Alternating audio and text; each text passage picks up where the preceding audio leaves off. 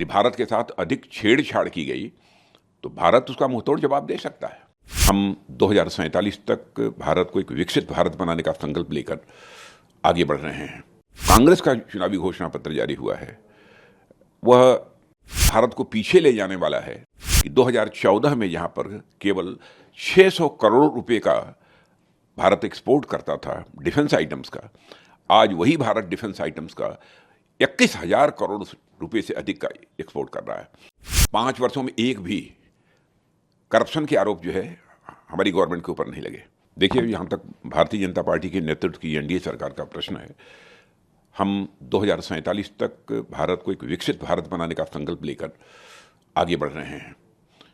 और मैं मानता हूं कि जो कांग्रेस का चुनावी घोषणा पत्र जारी हुआ है, वह यदि वह कहा जाए कि वह भारत को पीछे ले जाने वाला है तो यह कहना भी अतिशयोक्तिपूर्ण नहीं होगा।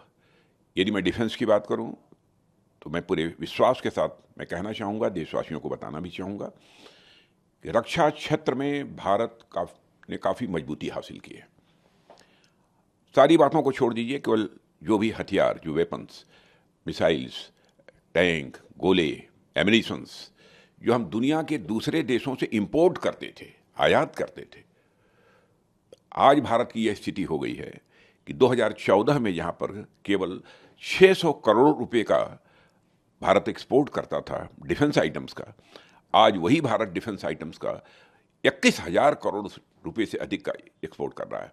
और मैं देशवासियों को यह भी बतलाना चाहता हूं, कुछ ही महीनों में और अधिक जानकारी लोगों को प्राप्त होगी कि हम कितना और एक्सपोर्ट आगे करने वाले हैं। देखिए, 5 वर्षों में एक भी करप्शन के आरोप जो है हमारी गवर्नमेंट के ऊपर नहीं लगे।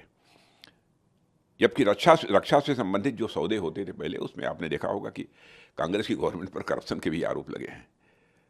सारी दुनिया ये देख रही है कि भारत सचमुच आर्थिक दृष्टि से ही एक विश्व की ताकत लगातार बनता जा रहा है। आतंकवाद के प्रश्न पर यदि हम देखें तो कांग्रेस की जब सरकार थी तो आतंकवाद के सवाल पर मुझे लगता है पता नहीं क्यों बचते थे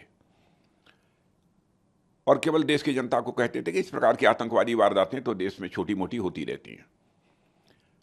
लेकिन आपने देखा कि मोदी जी के नेतृत्व की यह सरकार ने आने के बाद कितनी मजबूती के साथ, कितनी गंभीरता के साथ इस आतंकवाद के संकट को लगभग समाप्त कर देने में कामयाबी हासिल की है। पहले देश के कई राज्यों में इधर उधर की बराबर आतंकवादी घटनाएं होती रहती थी, समाचार पत्रों में खबरें सुनने को मिलती थी। लेकिन आज यदि कश्मीर को छोड़ दीजिए, शायद 1-2 महीने में कोई घटना हो गई तो हो गई, नहीं तो अब देश में कहीं पर आतंकवादी वारदात नहीं होती है। उसका कारण है, पड़ोसी देशों को भी एहसास है कि भारत पहले का भारत नहीं है। यदि भारत के साथ अधिक छेड़छाड़ की गई तो भारत उसका मुंहतोड़ जवाब दे सकता है। सब मिला जुलाकर मुझे कहना हो कि कांग्रेस के घोषणा पत्र के संबंध में तो यह रिग्रेसिव डॉक्यूमेंट है, इसे प्रतिगामी डॉक्यूमेंट कहेंगे। और भारतीय जनता पार्टी बराबर जब घोषणा पत्र जारी करती है तो उसका घोषणा पत्र एक प्रोग्रेसिव डॉक्यूमेंट होता है।